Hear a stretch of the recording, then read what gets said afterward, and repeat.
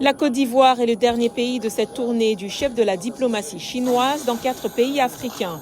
À sa descente de l'avion, Wang Yi est accueilli par son homologue ivoirien, Kakou Wadja Léon Adom, avant de se rendre à la résidence du président Alassane Ouattara. La Côte d'Ivoire et la Chine ont des relations très fortes, que ce soit au plan politique, au plan économique ou au plan des échanges, mais également en matière de vision dans le monde.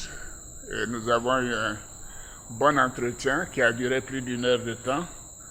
Et je suis sûr que ceci sera profitable non seulement à la Côte d'Ivoire. La Chine est devenue le premier partenaire commercial de la Côte d'Ivoire avec des échanges qui ont plus que doublé entre 2017 et 2022, passant de 1,85 milliard de dollars à 4,46 milliards.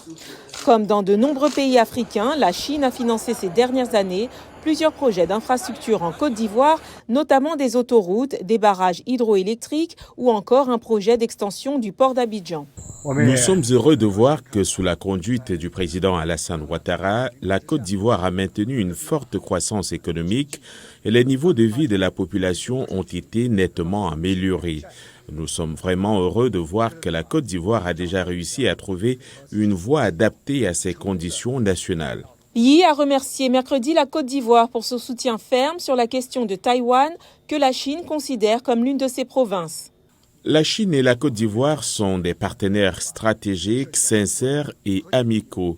Nous remercions vraiment le parti ivoirien de nous avoir accordé un soutien ferme sur des questions touchant à nos intérêts vitaux, y compris la question de Taïwan, qui met en jeu la réunification et l'intégrité territoriale de la Chine.